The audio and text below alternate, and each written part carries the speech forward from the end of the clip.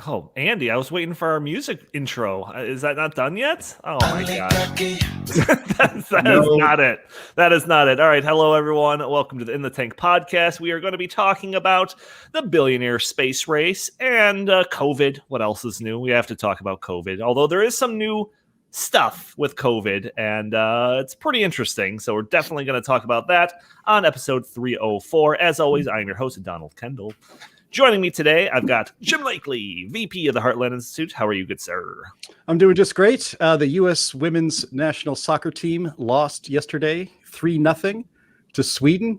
So 3-0. 3-0. That's 3-0. Yeah. And so if they have one more loss, their chances of making the medal round is also nil. So, we may not get to see them kneel before the games for too much longer. That would be such a shame. Oh my gosh. Chris Talgo also joining us, senior editor here at the Heartland Institute. How are you, good sir? I'm good. Thanks for having me back. Appreciate it. You know, I looked up, just coincidentally, what like the salary of the women's soccer league, like the average salary of the women's soccer league in the United States is. Do you have any guess of what it would be?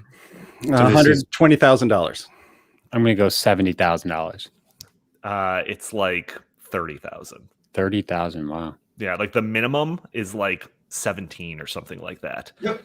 It gets to a point where it's like, is this a career or a hobby? But yeah, no, I'm glad people are watching it though. Go Team USA.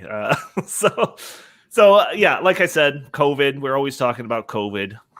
So when I was picking the topics to talk about for this episode, obviously, there was some COVID. We're going to get into the Rand Paul versus Anthony Fauci throwdown that happened in Congress the other day, as well as statements from the Biden administration about how they are working with Facebook to basically censor misinformation. And there's some new revelations in all of these stories that I think are particularly interesting. So we are going to talk about that. But I am going to pull a bit of an audible on you, gentlemen, and reverse the order of our discussion. So there always seems to be a new COVID story in the news, and because of the policy and individual liberty implications of these stories, we kind of feel compelled to talk about them. Today's going to be no different. Like I said, there are some interesting revelations about these topics that we seemingly talk about on a weekly basis. But it's not every week that space travel and futurism is grabbing headlines around the country. So let's start off by talking about the Bezos, Musk, Branson space race, or how it's been deemed in the media, the billionaire space race. And if you can't wait and you want to skip right to the COVID stuff, just go to like the 30-minute mark. If you want to skip over all of the stuff, just go to the 30-minute mark and then come back, because I think there's some interesting things to talk about in this billionaire space race conversation. So, and that was a message for our big tech censors. So they'll just skip to the 30-minute mark, and that's where they can start suppressing us. Yeah, they can just preemptively lock our channel down if they really want to, because there's going to be some stuff that we have to say that they're not going to be too happy with. I can pretty much guarantee that. Jen Psaki, that's for you. You can tell your big tech friends that's for to start suppressing us. Yeah. All right. So billionaire space race. So context. Back in May, Blue Origin, which is Amazon's company, announced that they were going to be launching its first crewed mission to space on July 20th, so just the other day. Then, on July 1st, Virgin Galactic announced they were going to have their first manned space flight. And guess what? It's going to be a week earlier than Bezos' flight. It's going to happen on July 11th. So both missions went as planned, sending two of America's billionaires into space on different rockets that were only about 9 days apart. These stories temporarily shifted the focus of rockets and space innovation away from Elon Musk, founder and CEO of SpaceX, a company which has made many headlines in this field over the past few years. So the basic media story covering all of this is the idea that we're in the midst of a 21st century space race. Jim, what's your initial reaction? Does this excite you as much as it excites you? Well, yeah, kind of. And it's mainly because space, the space program in the United States has been rather boring for quite a long time. What we have now in the space race. Until Trump came to office. That's right. He made Space Force. That was the last exciting thing that's happened in the space program in the United States in decades. But what we have now is what it's lacked since the 1960s, and that's competition. And without competition, there's no drive to push boundaries. There's no sense of urgency. NASA had this sense of complacency pretty much after the Apollo missions. In fact, they canceled the last 3 or 4 Apollo missions. 17 was the last one. I think they had 20 or 21 planned. And it was because the public supposedly got bored. Congress didn't want to fund these things anymore. There were much more important things to fund, like the war on poverty and things like that. And then we developed the space shuttle program, which, again, when I was a kid, I was a teenager when the space shuttle program began. And it was pretty exciting. It was kind of my generation's, Apollo program. But, that soon got boring as well. And really only made news. The only time anything was exciting was when, frankly and tragically, one of them blew up, the Challenger disaster and then the Columbia disaster. And those disasters happened not because the United States was pushing to beat like the Soviets or another country into the space race, but basically because of a sense of complacency. This became routine and they didn't think anything could go wrong, or they ignored people who had warnings about some of the problems that could happen in the space shuttle program. And so that complacency led to disasters. And then, the American space program moved into another stage, at least the mostly government directed space program. We sent rovers and probes to Mars. And that's pretty exciting to send to see live pictures of a robot car moving around, taking pictures of another planet. That's amazing. But then that kind of wears off. And, you just wonder, where's the sense of adventure? Where's the sense of excitement for all these things? I mean, yeah, we can fly a suitcase and deploy it on Mars and we have a little rover come out and take pictures. But, what they call the golden age of exploration from Christopher Columbus on, supposedly it would take about 7 to 9 months to fly a spaceship with humans in it to Mars. And that's, I think, one of the things that Elon Musk is trying to do is get to Mars. Yeah. That's about the same length as the round trip for Christopher Columbus. Magellan, the first man, well, he died on the way, but his expedition was the first to circumnavigate the globe. That took 2 years. I'm sorry, that took 3 years.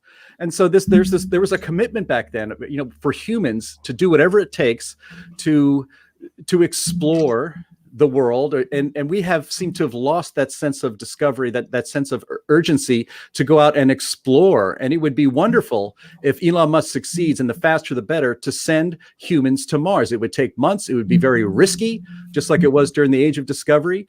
But I think this is great, and it's only happening because, we have the billionaire space race, and they all want to be one to one up the other and to make history, to make world history. The first person to send the first human that goes to Mars, even if they only, perhaps orbit it and then find a way back home, is going to be known for thousands of years. And it's the private sector, thank goodness, that is leading the way these days, because the government would never get there. Yeah, I always talk about this. That's like, the first people walking around on the moon. Right, 1969. So Jim, you were back in like high school, right? So like if I were back there watching that, right, in 1969, I would think by 2021 we'll definitely have space colonies, and not like the complete opposite, where it's like, oh no, we haven't like gone back to the moon since like the 70s, essentially, right? So Chris, basically same question that I asked Jim. When you see this competition, before it was the Soviets versus the United States. Now it's Amazon versus Virgin Galactic and Tesla. What's your initial reaction? My initial reaction is it's a good thing, because I think we're all going to benefit from this in ways that we can't even fathom right now. So, I mean, Jim covered a lot of the points about the U.S. space program and how, we literally went into, places that we never thought possible. But it also produced, all sorts of innovations, Velcro, the microwave, and so on and so forth, that we here on Earth were better off because of it. And I'm, in general, always a fan for people that are trying to, push the bounds and push the envelope. And that's in America's DNA. Lewis and Clark, they pushed the envelope and went across the continent and explored, territory that was, untamed. And I think space is just a continuation of that. So I think it's just so ingrained in the American spirit, and I think it's great.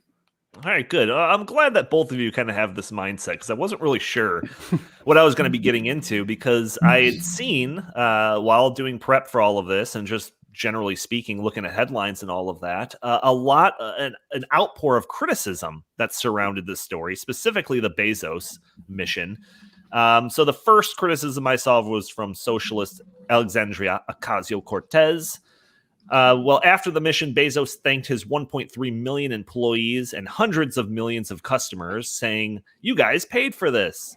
Responding snidely to a tweet, as she so often does, AOC said, "Yes, Amazon workers did pay for this, with lower wages, union busting, a frenzied and inhumane workplace, and delivery drivers not having health insurance during a pandemic. And Amazon customers are paying for it with Amazon abusing their market power to hurt small businesses."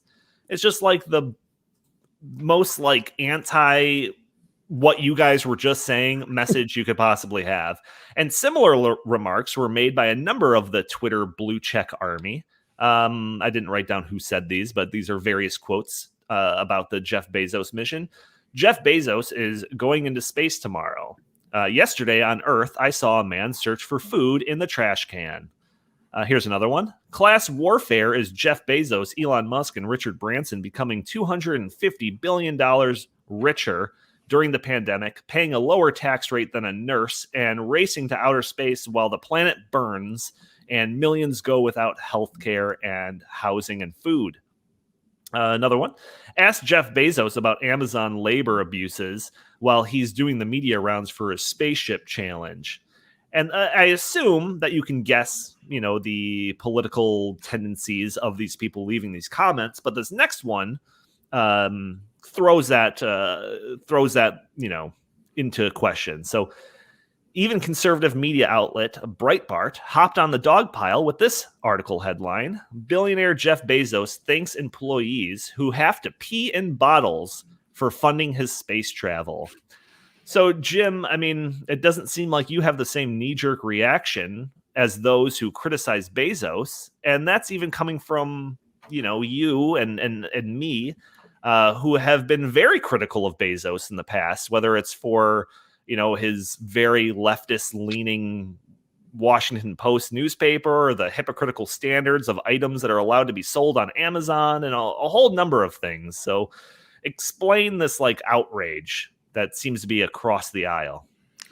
Virtue signaling, in 2 words. I mean, look, this happens all the time. Every time somebody, super wealthy does something that for their own reasons and for their own purposes, people on the left will come out and make these examples. This is exactly why we abandoned the space program in the early 1970s, because the people who yelled that we need to spend all this money at home, feeding people and all of that, won the day in Congress.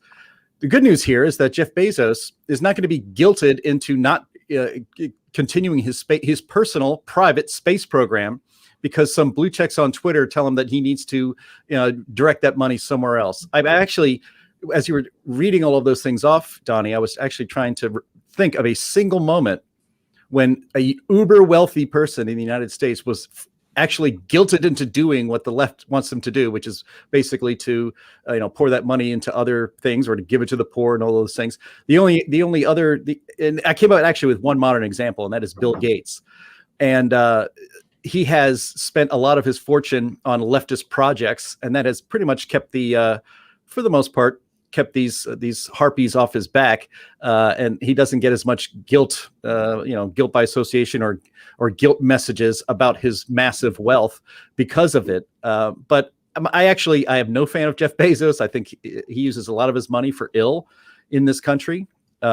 He was made even wealthier during COVID, and he is probably going to retire as the wealthiest man who ever lived. And, that's just the way it goes. I don't resent his wealth. I just think that he uses it in ways that could be better. And one of those ways actually is this. having a private space program. If you're the richest man on Earth, you should be doing things like this. In fact, he should go to the moon. Somebody should go to the moon right now. I mean, that's one of the weird things about our space program is that we got to the moon and back several times with technology that is so inferior to what we have today. We actually do not have the rocket capacity right now. Maybe in a couple of years, but there isn't a rocket on the face of the Earth that can get somebody to the moon and back today. What? And that's crazy. No, we don't have the power to do that. NASA certainly doesn't. We don't know how to go to the moon anymore. And we did, 50 years ago. It's crazy. And hopefully these private enterprises into space will correct that error. We've taken such a regression. It's because of lack of vision. And so to hell with these people saying that he should be using his money in different ways. If you don't like it, stop using Amazon. Do you think any of these people are going to stop using Amazon because his drivers have to pee in bottles on their deliveries to make sure they make their quota? Put your money where your mouth is. Stop using Amazon. Right. Chris, like I said, I mean, we criticize Jeff Bezos. We criticize Amazon and how they utilize China and how like the market manipulation and all of this. And is it hypocritical for me to kind of celebrate this mission, the success of his, while also criticizing all of those other aspects of him? What do you think? I don't think so. And just a couple more thoughts on what you were asking about earlier. Why so many people on the left, especially, are criticizing Bezos. I think it comes down to their worldview. They view the world as a zero-sum game. In every transaction, there's a winner and a loser. They can't fathom, they can't imagine that in this situation that we can all win. Maybe we'll win 10 years from now. We'll all benefit. And also, I think that it just goes to show that they view the pie as finite. Right. The economy is finite, and they are just hesitant to understand that this can produce all sorts of future innovations that will make us all better off. Yeah, no, it's you're right. They think that with every transaction, there's a winner and a loser, right? With every transaction, there's an exploited and an exploitee. Yeah, oppressed and oppressor. Right. So I see this as an exciting next step towards a future that I envision is consistent with sci-fi that I grew up with, where life is not limited to just this planet. And maybe this is like really far out thinking or whatever. But I say this all the time. And I think that if you were to ask a bunch of socialists to depict the future, you'll get a disproportionate amount of answers suggesting that civilization's on the brink of collapse, that we're all struggling to breathe in the future in some post-apocalyptic Hunger Games meets Mad Max world. Many of the critical reactions I read earlier are consistent with this belief structure, I believe, where Bezos going to space is hogging resources that could otherwise be used to feed that guy rooting around the trash can, right? On the other side of the coin, I hypothesize that free market-minded people would envision a world, with moon colonies and space travel and space stations, a future where the limits we perceive in today's society are laughable. So to kind of leapfrog off of that, I've got this article, and everything we talk about you can find in the show notes. This is from Reason Foundation. Bezos launching into space will probably make your life better too. So this paragraph that I've highlighted actually has a lot of the similar points that Chris was making about like the technology that was used to develop, Velcro and what was it, microwaves and all of this other stuff. It says, as NASA fans constantly tell us, the agency's spin-off technologies have improved the world. Sensors developed to measure and remove harmful moon dust have since been used to better detect air pollution on Earth. Advances in aerodynamics have made semi-trucks faster, more fuel efficient than before. A more durable polymer material developed by NASA scientists is now used for hip replacements.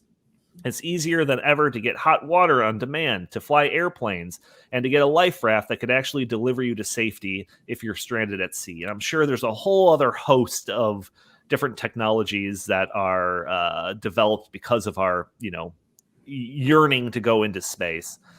So these missions and companies have very ambitious goals that should be encouraged and celebrated, not demonized in some frenzy of class warfare and the eat the rich mentality.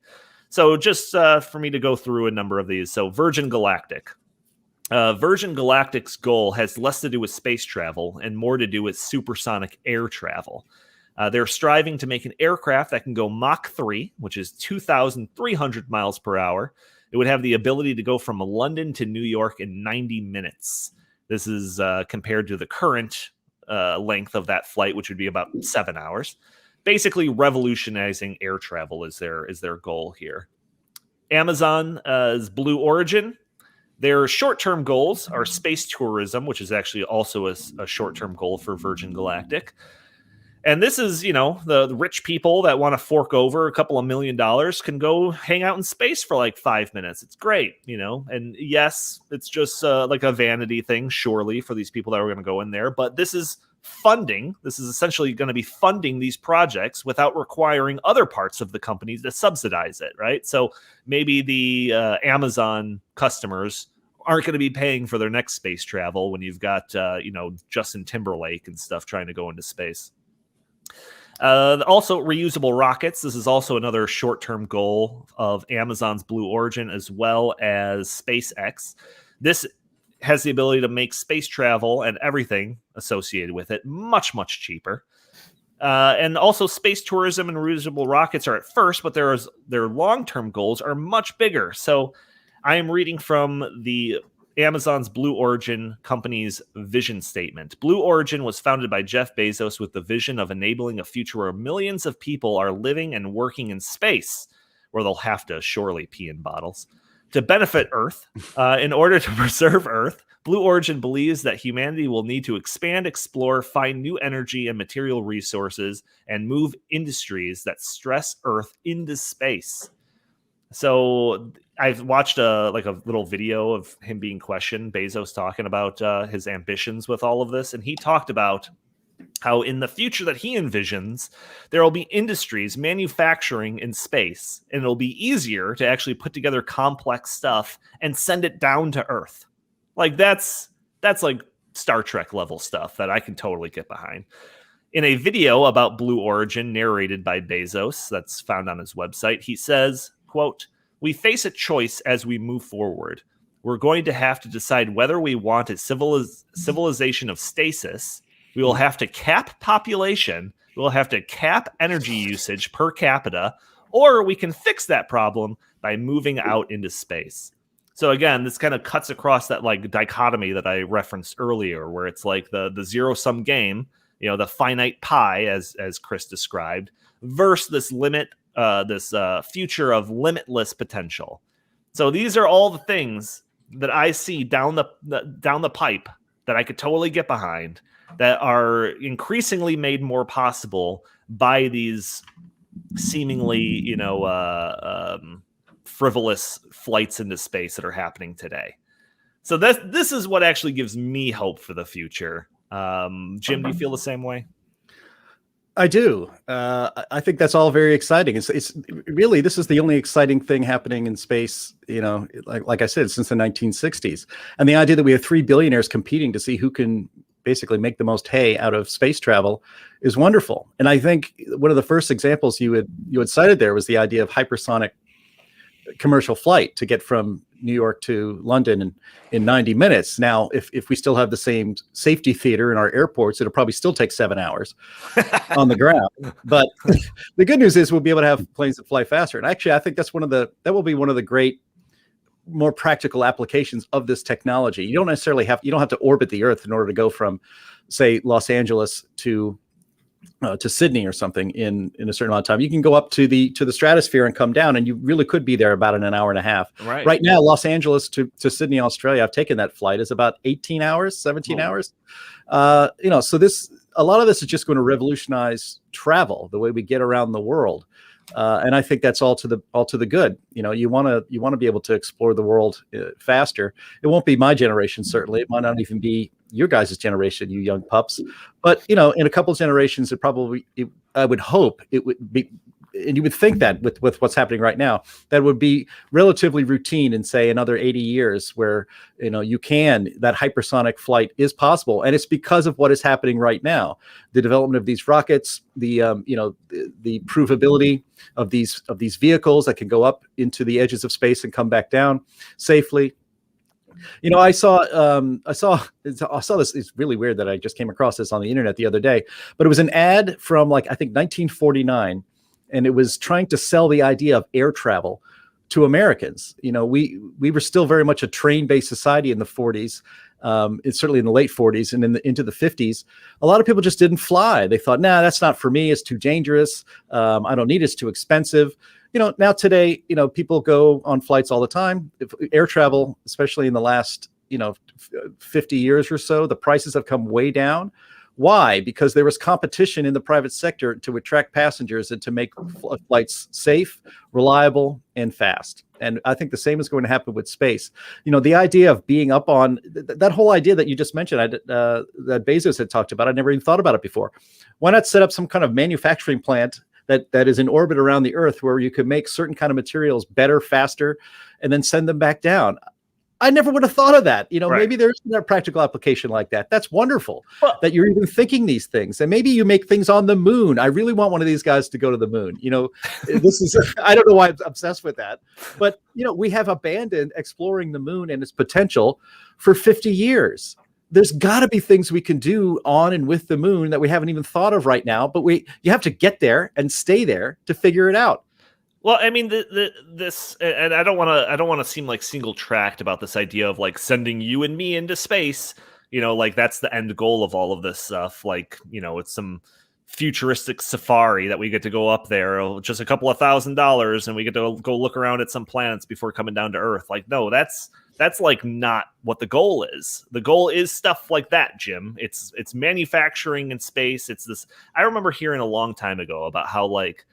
I forget who was talking about it, but it was a very free market type person. They were doing some type of talk about how, the private sector would eventually get into space exploration. It doesn't take like a NASA or some type of government thing. Leave it to the private sector. They'll do it eventually. And his hypothesis is that it would probably circulate around some type of like mining of asteroids, right? Like they would find out that, okay, that asteroid's got like a lot of iron ore or some type of, rare earth material that we need for various things that we produce here on Earth. Let's send a craft over there to mine that of all of its resources and send it back down. Right. Right. And then he theorized that, given enough time doing that, it would probably become cost effective to have some type of outpost, out there where we can send rockets. We can launch rockets off of the moon way easier than we can launch them off the Earth or something. Mm-hmm. So it was just like that little idea of extracting iron or gold or silver or something from some asteroid floating around in space would be this origin point, this genesis point for like all of this other limitless possibilities of space. So let's not get limited to just like, oh yeah, we're going to be going and checking out space. No. This is like the cornerstone of something way, way larger than that. The incentive to go to space is to make a buck. Christopher Columbus sailed west to try to find India, right, to make money. Right. It was a commercial endeavor. Exactly. Magellan was a commercial endeavor. All the explorers of North America, those were all commercial endeavors. Lewis and Clark, even though he was sent by the government, the president of the United States, it was not just exploration itself. It was also because of the lucrative resources that the United States wanted to get its hands on. And what I love is the idea that, it is the profit motive that is driving all this and driving it very quickly. As soon as, again, if you were to go to the moon and find that if you drill down 1,000 feet and then you found something really valuable there would be a rush to the moon, or like you said, the asteroids. What you're describing is the plot of the sci-fi show The Expanse. I knew you were going to say that. Yeah, you knew I was going to say that because I love that show. But that's exactly right. There are people on asteroids, and their job is to mine them and to send that materials all across the, send it back to Earth and send it to the moon and do all these things. But yeah, it's the profit motive that is going to drive space exploration. And finally, we're seeing it happen in our lifetimes instead of government. When the government was in control of space, there was nothing going on for decades. Now that NASA has pulled back and the private sector is moving, we're going to see things move very quickly. Yeah, and I don't know if this is like a controversial thing. I was kind of questioning whether I should even say something like this, but it's just like, everyone talks about like inequity as being this horrible thing, but it's the super rich that are putting their first foot forward into these very, potentially wasteful ventures, right? Like this could be a total waste of money for Bezos. But it could also be, like I said, the cornerstone of something way larger. And, leave it to like the rich folks back in the late 80s to get their cell phones that are attached to a briefcase. They were the first ones to fork over money on that, which has led to a total revolution of how we operate just in the world with smartphones and stuff today. So, Bezos going up there and putting on his cowboy hat and saying, hi to the world and all of that. Like, yeah, I'm sure that it's just kind of an ego thing. Sure. But like I said, there you go. There's a good picture. For those that are watching, you see a good picture of one of these cell phones that are attached to a briefcase. But yeah, no, it's, it's got a larger purpose. And like I said, it should be something that's encouraged and celebrated. Chris, right before we hit record on this, you were talking about the person that did the first, trip around across the ocean, right? And they were welcomed with a ticker tape parade. Charles Lindbergh was a national hero because he flew the Spirit of St. Louis from New York to Paris. When he arrived back home, the country loved him. I'm not a big fan of Jeff Bezos myself, but I highly respect what he's done. The guy went from selling books out of his garage in the mid 90s to building one of the most efficient companies for delivering products and services ever. And although I don't agree with everything that he says and does politically, right? Probably next to nothing of it. Yeah, but I give him major credit for building this company and then for having the adventure spirit to say we want to go and we want to do things that have not been done before. Right. And just real quick, Jim was talking about how in the 80s and 90s the United States space program really fell in disrepair. I remember like 5 to 10 years ago when we were reliant upon Russia just to get into space. Yeah. So I'm excited and I'm proud that an American entrepreneur is leading the way. Right. And let me add one more thing before we wrap up this topic, I think, is that, and I'll tie it back to those blue check marks on Twitter, ripping on Bezos for, there's a guy digging for food in a garbage can somewhere. Why aren't you giving him your money? First of all, I just want to say we have the most lavishly funded welfare system that we've ever had as a society in this country right now. There's a place where that guy can get food. He just doesn't want to go. All right. Let's just let people take responsibility for their own actions. But what we're going to see from these same leftists, these same zero-sum economic leftists that you mentioned before, Donnie, is that they are going to be 100% foursquare against the idea of making any money in space. That, they will say that you can't despoil an asteroid by mining it and taking that material out of it. Yeah, and they're going to say that. They're going to say you can't mine the moon and get what materials you can out of that. You'll cause, climate change on the moon or something. Who the hell knows what'll happen? But I'm telling you, they are going to say that. They're going to say that somehow it is immoral to try to make a profit in space. Yeah. And we have to resist that at all costs because that is what is actually going to drive innovation. If you can't make money at it, nobody's going to do it. There's no incentive to do it. Again, it was the royal families. It was Spain, King Ferdinand and Isabella that sent Christopher Columbus out. Why? Not out of any sense of philanthropy or even thirst for adventure or exploration. It was to make money. And why did all the other explorers go out? They all went under with the flags of the crowns flying on the back of their ships because those monarchs wanted to make money. The Spanish conquistadors, they arrived in South America and Mexico to make money, sorry to say it, but to exploit the land that they had found. And that's what got them there in the first place. And the same motive is going to get us, to those asteroids. It's going to get us into space. It's going to get that 90-minute flight from New York to Los Angeles. I'm sorry, from New York to London, and it's going to get us to Mars. Right. And we have to resist this idea, and it's coming. I'm telling you that it's somehow immoral to try to make money from space. It's exploitation. Right. We need to leave it unspoiled. Yeah, bully that. Yeah, I mean, hopefully these aspirations and these innovations lead us to a new age of prosperity and abundance. So hopefully in 5 to 10 years, the In the Tank podcast is talking about public policy as it relates to space stations and Mars colonies instead of energy rationing and deciding the fairest way to parcel out the government-produced COVID booster shots. Like that's the future that I'm hoping for, not that latter one. All right, let's move on. Let's move on to COVID. Jim, you have been patient, so I'll give you the choice of what we talk about first. Do you want to talk about the White House colluding with Facebook to censor content, or the Rand Paul versus Fauci Congressional Throwdown? Oh, let's do the Rand Paul versus Fauci Congressional Throwdown. I like to see that little gnome get owned. So, oh my gosh. Yeah.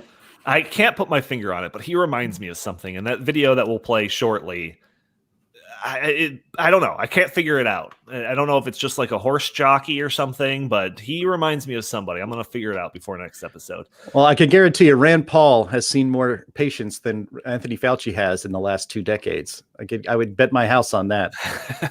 Because this guy's been a bureaucrat for 50 years and he just, thinks he knows everything and he doesn't know everything. And he lied to Congress and Rand Paul called him out on it. Yay.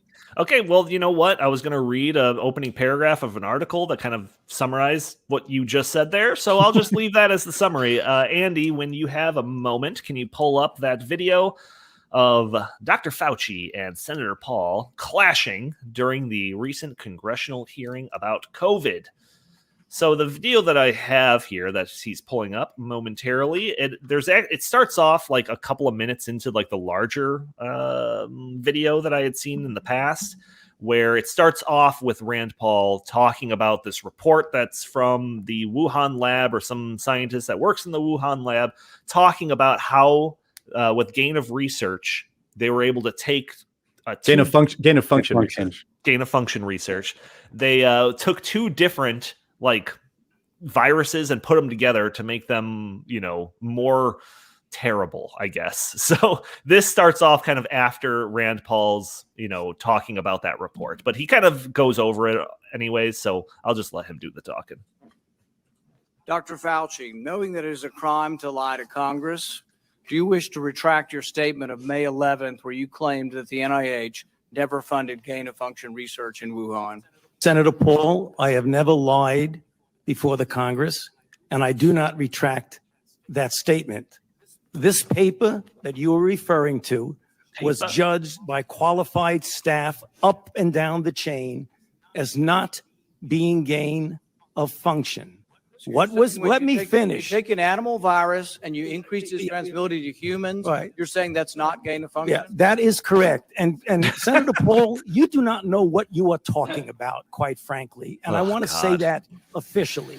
You do not know what you are talking about.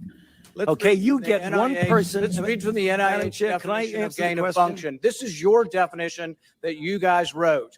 It says that scientific research that increases the transmissibility among animals is gain of function. They took animal viruses that only occur in animals and they increased their transmissibility to humans. How you can say that is not gain of function? It is not. It's a dance, and you're dancing around this because you're trying to obscure responsibility for 4 million people dying around the world from a pandemic. And let's send Dr. Fauci. I have to, now you're getting into something. If the point that you are making is that the grant that was funded as a sub-award from EcoHealth to Wuhan created SARS-CoV-2, that's where you are getting. Let me finish. We don't know. Well, wait a minute. It did come from the lab, but all the evidence is pointing Fauci that it came from the lab, and there will be responsibility for those who funded the lab, including yourself. I totally This committee will allow the witness to respond. I totally resent the lie that you are now propagating, Senator, because if you look at the viruses that were used in the experiments, that were given in the annual reports, that were published in the literature, it is molecularly impossible. No one's saying those viruses caused it. It is molecularly. Those viruses caused the pandemic. What we're alleging is that gain of function research was going on in that lab, and NIH funded it. That is Can't not. get away from it. It meets your definition, and you are obfuscating the truth. I'm not obfuscating the truth. Senator You are the Paul's one. time is expired, but I will allow All the right, witness go ahead and to- Let me stop just it. finish. I want everyone. I saw a good like breakdown where it's just like, well, I resent that. Well, I resent your face. Like it just kind of descends into a little bit of name calling there. Him calling him a liar. It's that Fauci accent too. He's been in DC so long. You think that Brooklyn, that Brooklyn accent would have been a little more mild by now, but no. No, of course not. So Jim, very defensive, almost desperately defensive, if you ask me. What are your reactions when you see that video?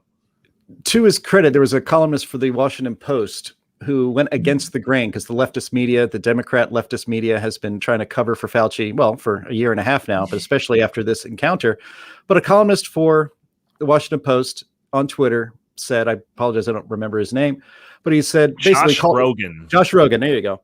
He called out his colleagues saying like, hey guys, Rand Paul is right. I know you don't want him to be right, but he's right. That is gain of function research. That is what the NIH funded through a conduit, a private, EcoHealth was the name of the company. So they give money to EcoHealth. EcoHealth gives it to the Wuhan lab. Fauci is on tape from years ago talking about funding the same kind of research.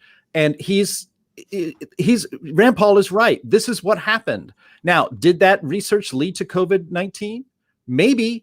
And if we had a real investigation that China is shutting down, what a shocker, we might find out the answer to that question. But Rand Paul specifically said, do you want to retract your statement that the NIH through EcoHealth funded gain of function research in Wuhan? It did, period, as Joe Biden would say. It did. And Fauci is dancing around because he doesn't want to be held accountable for his own actions. Maybe if you admit guilt on this or admit that you did this, but we didn't expect it to go this way, or, all that might have been, a mitigating factor in his favor. But Fauci saying that, calling Rand Paul a liar, Fauci has said, he said in the beginning, like there was a part in there where he said it's molecularly impossible for this to have led to COVID-19. Dude, you said before a year ago that it was impossible for this virus to not have come naturally from a bat to human. Right. And there is absolutely no evidence to this day that actually happened. And all the evidence is pointing to this was created in a lab and escaped. Right. And so, Fauci is the liar here, and he has absolutely zero credibility to be kind of, talking into the face like that to Rand Paul, because the NIH did fund gain of research at Wuhan. And, and again, Fauci lied or was wrong and won't admit it when he said that it was impossible one time. He said it was impossible for this to have been made in a lab. That is obviously not true. This man has zero credibility. And maybe if the Republicans get control of the Senate in a couple of years, we might see some real hearings on this instead of having the chairwoman, I think that was Klobuchar, cutting Rand Paul off all the time and giving Fauci a parachute. Oh, God. Someone just jumped into the conversation. Justin Haskins, editorial director here at the Heartland Institute. We're talking about the Anthony Fauci versus Rand Paul throwdown. We just played the clip. You missed out, but any hot takes, or should I just? No, I didn't miss out. I've been stalking you guys on the YouTube channel. Oh, you're watching, huh? Yeah. Well, someone's got to watch. Well, so I appreciate obviously, someone's got to watch. Look. Oh my God, this is ridiculous. No, Andy, cue up the dump button. All right, go ahead. Look. The reason that I jumped in is because the point here that everybody needs to get is it doesn't matter whether Anthony Fauci funded COVID-19, like whether the research that he was involved in or he helped fund ended up being the thing that actually paid for the creation of the COVID-19. Like, that's not even the point. The point is that they were giving the money to the Wuhan lab. Right. That's the point. Sure. Right? Doesn't matter whether it actually went to that specific thing or not. This is like, yeah, I was funding the drug dealers, but not the really bad drugs, just the, other stuff. Like, that's not really the problem. These people are, at the very least, guilty of horrible negligence that led to potentially horrible negligence that led to millions of people dying. Right. Like, at the very least. Yeah. Why was the government giving them money? who looks at China and says, those are the people that we trust right. with, making viruses deadlier. Those people over there in Wuhan, they're making viruses deadlier. Let's help them with other things that they're working on, because those are the people we really trust. Nobody does that. Yeah, they're like, it's between, the Chinese Communist Party and the Soviet Union, Ukraine government, between those two. But I think the Ukraine government's caught up in some like nuclear power plant thing. So let's give it to China. It almost doesn't even matter. And that's the thing. The thing that frustrated me the most was like with this whole exchange. I mean, I agree with a lot of what Jim said, but it's like, why didn't he just stop and say, why didn't Rand Paul stop and just say, look, it doesn't matter whether you were involved directly in the COVID-19, the funding of this or not. The issue is why would any money from America go to a lab in Wuhan? Why are we giving any money to these people at all? I'll tell you why, because it's illegal to do that in the United States. So they got around it. Dr. Fauci has had an infatuation with gain-of-function research for years. There's plenty of clips of him advocating for it. The Obama administration, I'll give them credit, they outlawed gain-of-function research in the United States. So Dr.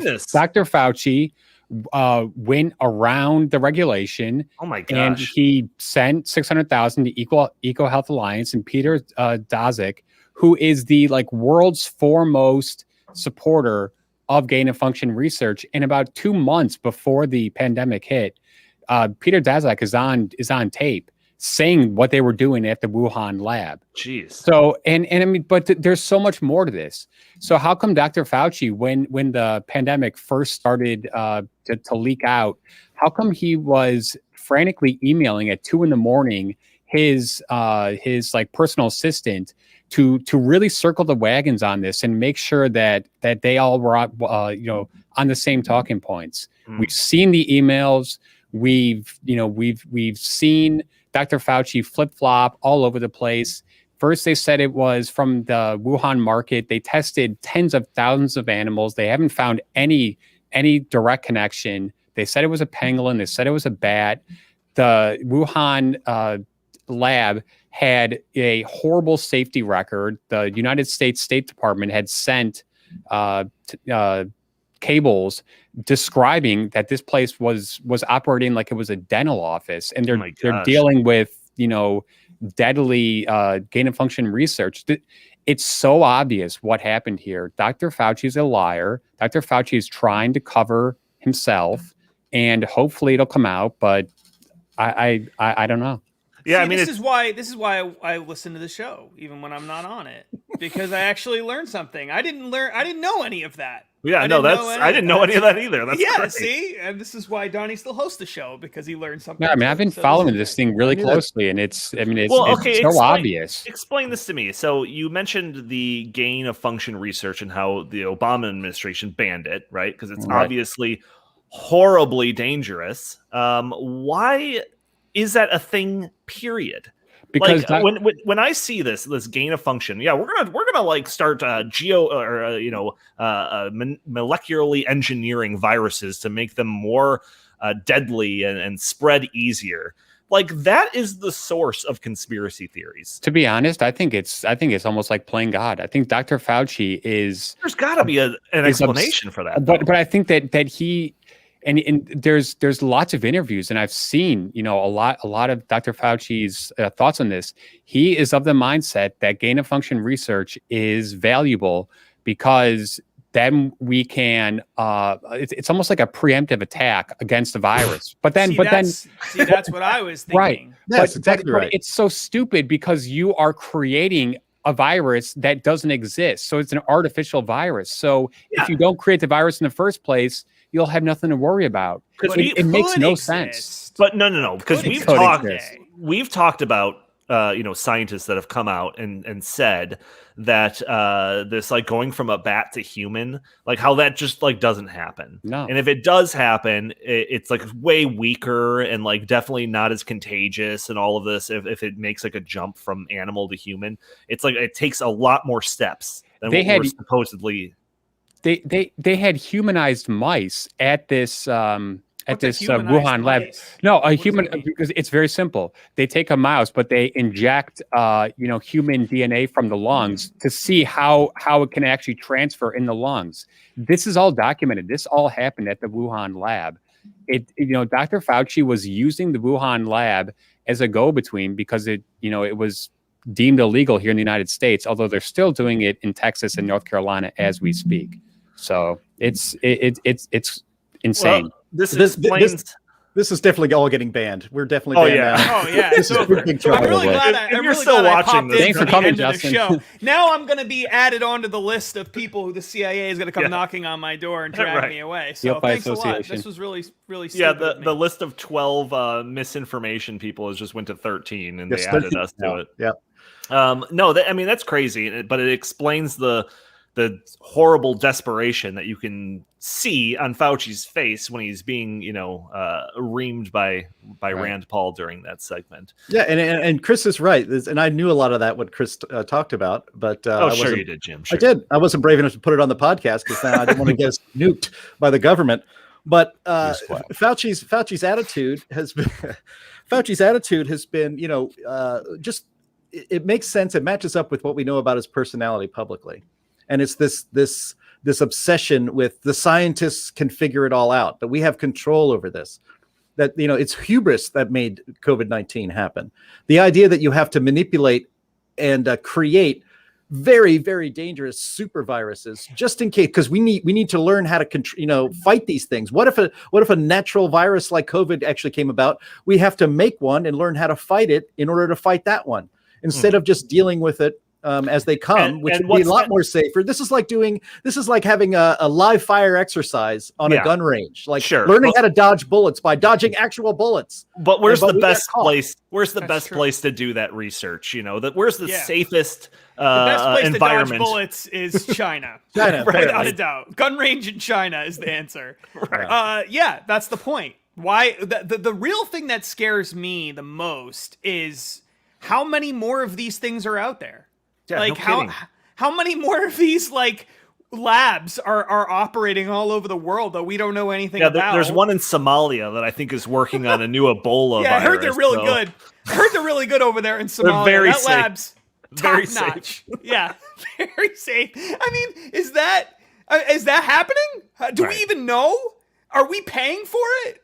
I mean, is that what our tax dollars goes to funding to create some new super virus in a lab in Indonesia? I mean, it could be happening. I mean, why isn't that question being asked? I mean, how many of these things exist in the world, and should we be having them? We can't even, and that's the problem, right? Nobody wants to admit in government that this was created in a lab, because then that would have all these other ramifications for it. It's so much simpler if this is just an act of God. Then, what can we do? It's just developed in bats, and some guy had some bat soup over in China, and what can we do about that? We can't do anything. It's their fault. We'd have no power over it. But if it turns out that it's actually being created in laboratories, and that the government is funding it, and that they're funding other laboratories that might also be doing these kinds of things, and this is happening all over the world, including in countries that we have no control over, that's a huge, huge problem that probably nobody in government wants to deal with, because how do you stop that? And I was talking to Justin earlier today, and I brought up this topic of this gain of function research and how it's just like the source. It's like source material for conspiracy theories. And I said, I'm surprised that there's not more conspiracy theories about this exact thing being spread around, right? And Justin, what was your response?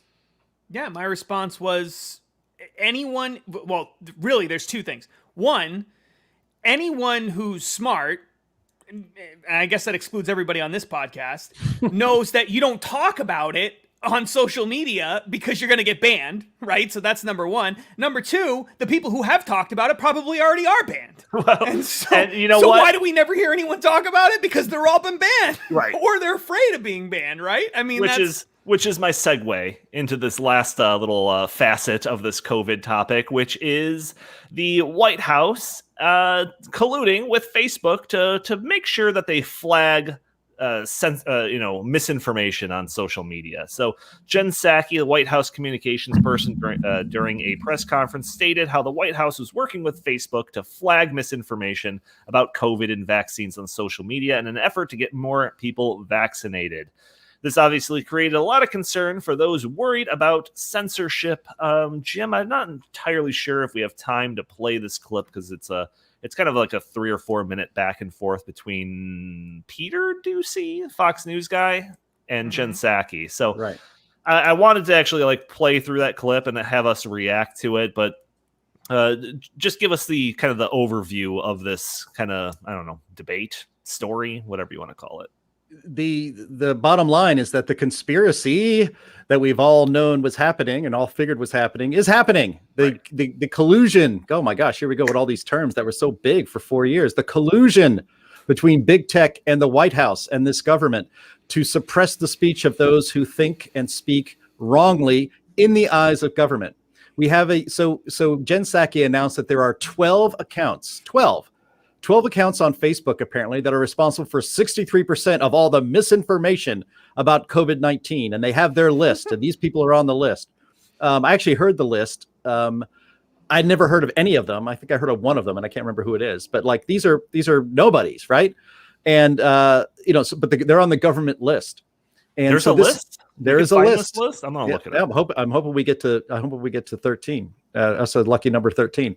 But this is what the Heartland Institute's been working with a coalition of people called the Free Speech Coalition, led by the Media Research Center as well, that has been fighting big tech censorship. And one of the arguments for that is the pushback on the right from libertarians has been, look, it's not censorship if the government isn't doing it. It's Facebook just operating their business the way they want to.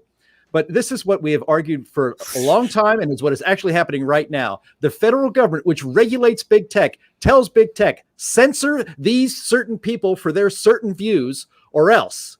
Now, when the government has that kind of power over your billion-dollar company, damn right you listen and you suppress the speech that the government tells you to suppress.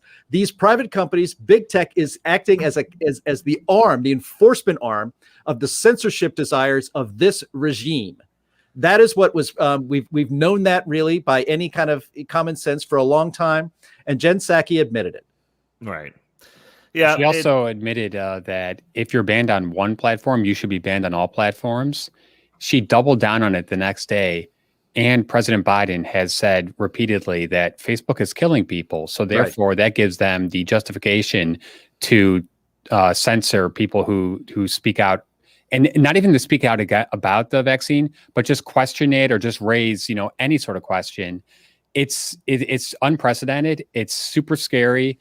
And I wrote an op-ed about this, and it makes me wonder, in the future, can they now can they use that as a means to say, well, we can't have people talking about the Second Amendment because there's a horrible gun epidemic. Yeah. Like, where does it end? Because it doesn't end. Right. It doesn't end. That's the point. Yeah. Yeah, exactly. You got the president. You got the president out there saying that speech is violence. Yeah, he was asked when he was trying to board the Marine One.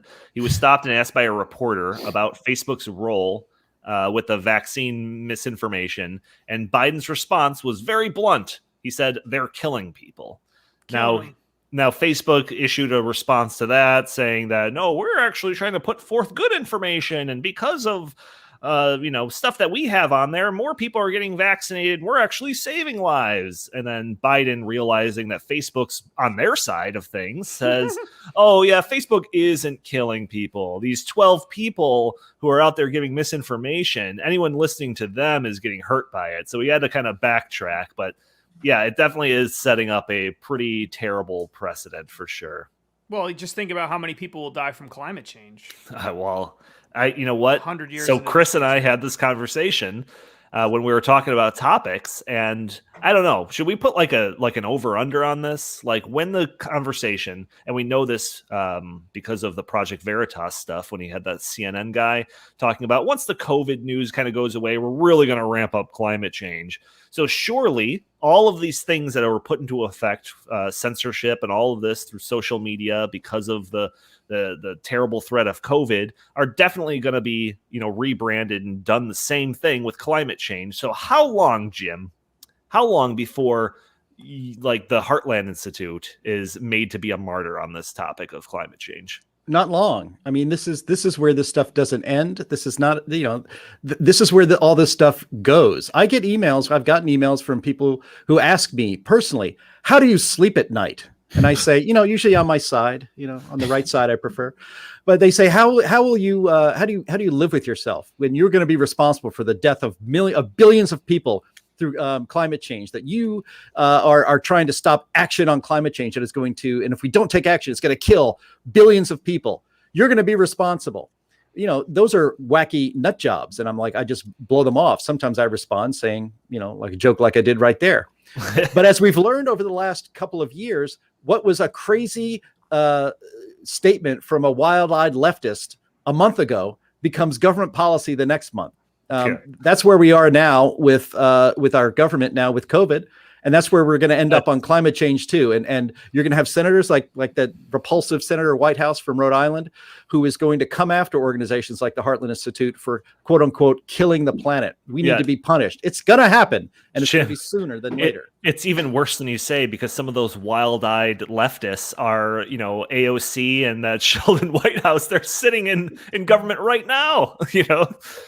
All right. We hit the 1 hour mark, ladies and gentlemen. That'll do it for today's episode of the In the Tank podcast. Join us every Friday if you're just an audio-only listener. For those that want to watch us and put a face to the voice and see all the other stuff that we put on the screen, you can check us out a day earlier. We run this live on Facebook and YouTube. You can join the conversation, leave a comment, and we will, potentially respond to it.